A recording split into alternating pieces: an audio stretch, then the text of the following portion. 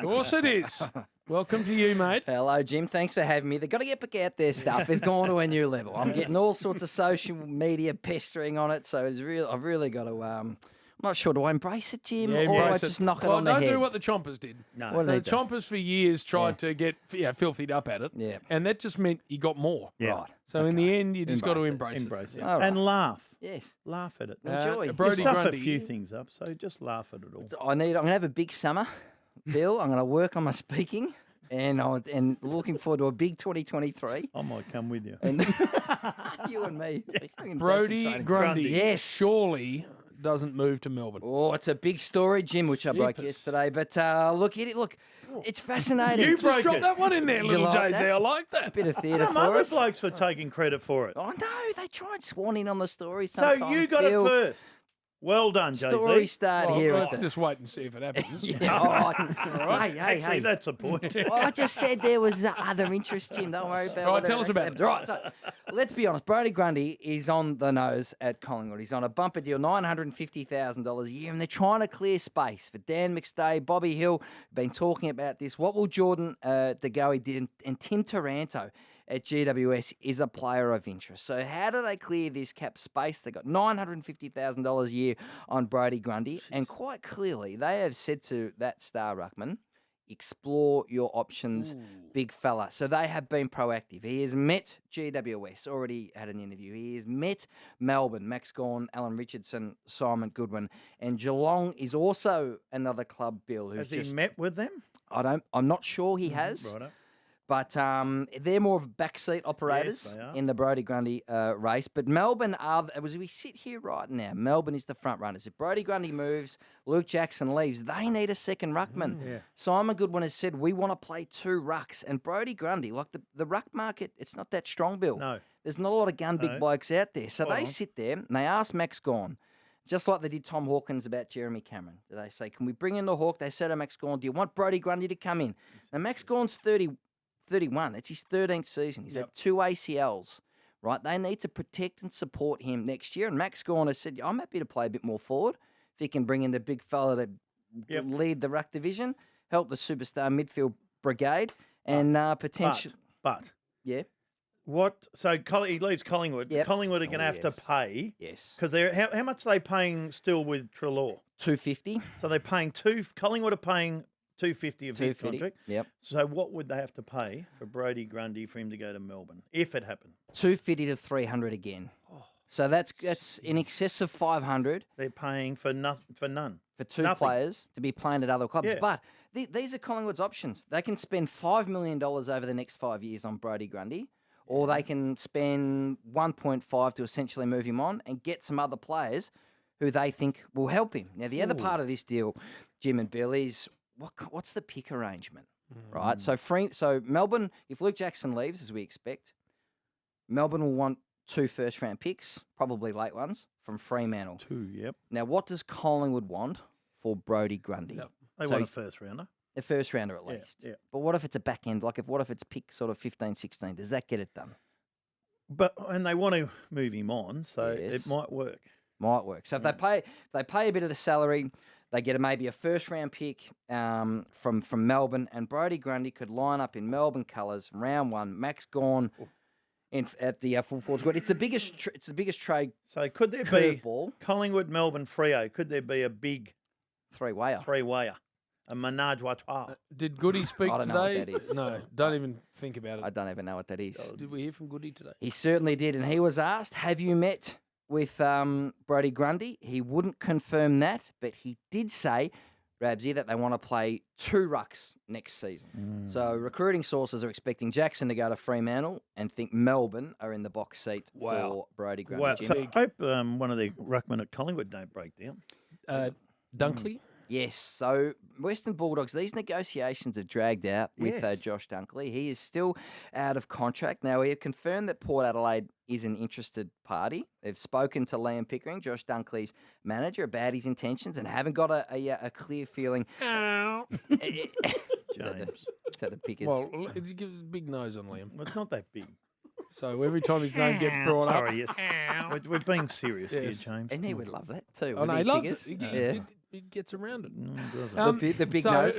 Have they still filthied up a bit the dogs when he tried to leave, Josh Dunkley? Is there any residue of that? Yeah, I do get a feeling that it's not as smooth, the negotiations so far. So when he tried to go to Essendon and he requested that trade, Bulldogs said, right, you're under contracts if you go. We want 2 first-round picks. And Essendon said, no way. And history's going to show that that was probably a good call Yep, it was. from Essendon.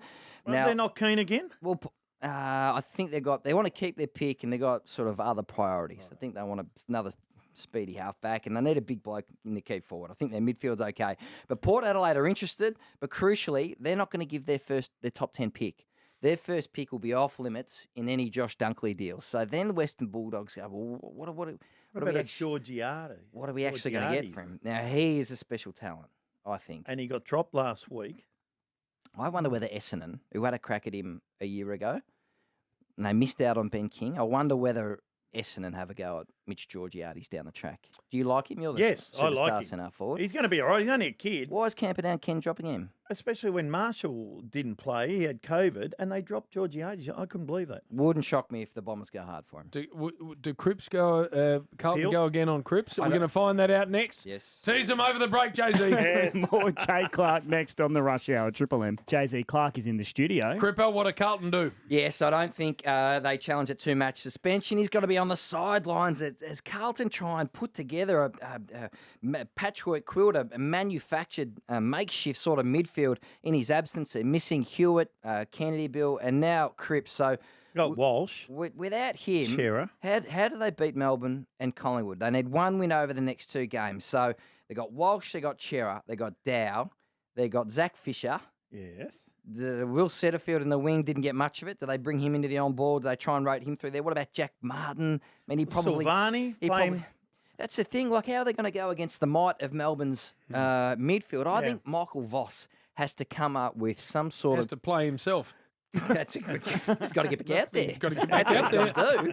So could be one of the. It would be a coaching miracle if they can somehow engineer some sort of clearance winning ways against Melbourne. They need to win one of the next 2. Of course, Crippers Brownlow hopes a shot. I don't think they're going to be back at the tribunal in a day's time. Did you guys agree with the 2-match ban? Yeah, if you leave the ground and knock someone out, I think that's fair enough. Although it's a very inconsistently adjudicated situation. Well, I think they buggered up the Rioli one in the first place. Yes. Because the AFL rules say if you elect a bump and you get them in their head, Bill, they get concussed. Well, then But it's. you know what else? If you run into a hard bloke like Matty Rao, Yes.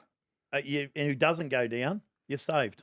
About So on if the you're going to outcomes. do it, you've got to Yeah. hit a hard. Speaking of hard nut. blokes, Like me. Ben Cunnington.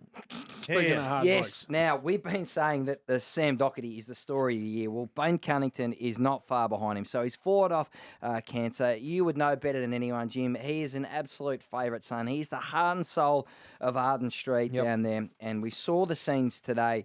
He's been named to take on Adelaide on Saturday afternoon. Now, surely that would lift the joint. Oh, what yeah. sort of effect would that have on the massive. playing group? Well, he's the most popular player there in a sense of that heart and soul. Yep. And the journey he's been on and to have to go down the chemotherapy path and come through that and play, it is wonderful. Spot on. I think he was getting treatment on Christmas Day. I mean, it's the summer. He's loved by everyone. Yeah. Yeah. No, he's just There's a bit of Josh Kennedy Perth about him. And he doesn't say a whole lot. No, I think- it says says bugger nothing. all. I think I've had one interview with him in about 10 years. He Yeah. runs away from like us. you. If he kicks a goal, Jim, Or everyone.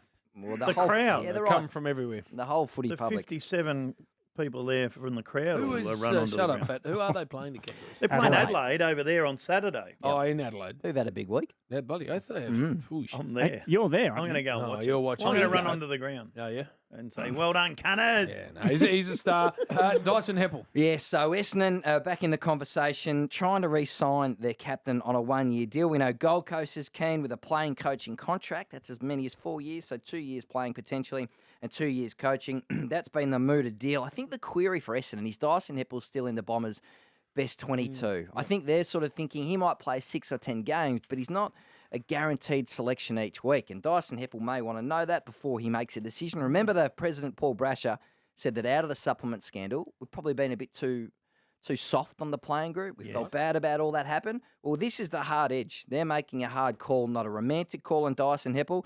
and a bit to play out here. I feel like Essendon fans want him to stay, but no guarantees at this stage on him. Kenny Hinkley. Yes. So David Koch says there's going to be some sort of change as they miss the finals for the second He says year a lot, Koshy. in a row. He does. Now, I'm expecting Ken Hinkley to remain at Port Adelaide. I do think there'll be a bit of assistant coaching change, Jim and Bill. Whether Brent Montgomery's name has come up a bit at rival clubs. He's one who's keen to progress and maybe get a senior coaching role. So Brent Montgomery, I expect him to be on the move potentially, but I think your mate Camperdown, Ken, Yes. Stays there, does he? stays there, barring something unforeseen. I think he remains there. Just on coaches, Yes. Jay-Z, 10th of August at 4:48. I'm Yep. writing this down, going to Yeah. put it in the Bookmarker. bookmarker. Who coaches North Melbourne? I think it's going to be Alistair Clarkson. Righto. The way it's looking, I think he rocked up to their game at Sydney. He's been calling his former lieutenants to try and put together an assistant coaching staff. Who's the assistant he's ringing? Do you know? He's good mates with Todd Viney, Todd Viney, right? who's been out of footy. He's got a little property up there in Mount Macedon Way. Righto. Could he be a Neil Baum figure at a new club? Not know, reckon? sure. I don't know, Todd. He's sort of What he did. a beloved, you know. No, I love him. I reckon he's great. And I'm told he's one of the good culture fella. Yep. Yep. All right. So, Alistair Clark. And what about the Giants? Who's going to coach the Giants at 4:49 now? We're just ticked over. I think Adam Ooze, The Ooze, the Albanian flyer. who has done a great job with Melbourne's midfield, getting him to play a selfless brand of football. I think he's up to that job in his ears. Of course, they'd love to speak to, they'd love to have Alistair Clarkson. I think he's spoken to them 4 times, but I think that he'll go to North and potentially What Adam happens to Ooze. Spike McVeigh. Yeah. As the past month or so hasn't gone as well Last as he week would have was liked. okay. Yeah, they bounced back. I don't think he'll be the coach of GWS next year. Maybe they're hoping to keep him on in an assistant role. All right. But you never know, Bill. Dead Set Legends. What Fine. are we getting ready for this weekend? Ratings, Juggernaut. Oh, no, Juggernaut, of well, course. we had Well, you Scott- stole Scott Pendlebury. He was Yes. ours. No, You He was actually coming on the took Saturday Rub, which is the main show, the and Colli- then you got him in here and stole him from us. the Collingwood captain. He had the big win on Friday night, the biggest win he's played in for some time. And he's looking at the 2 options. He said, "I'm going to hang out with you, John Goes, or we can come to the absolute ratings juggernaut that we are, Kath Loughlin and Lee Montagna, on Saturday morning, 10 to 12. We had a great chat. And can you believe that he was a state champion sprinter? No. Now, he is the slowest player in that Collingwood midfield by a long way.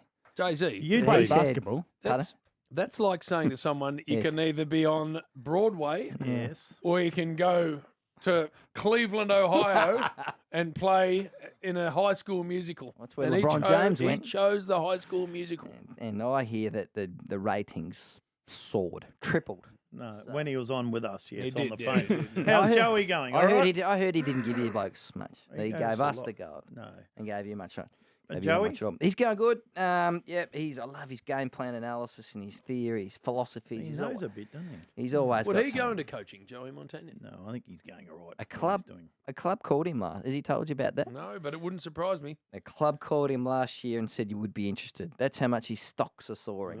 Lee Montagna.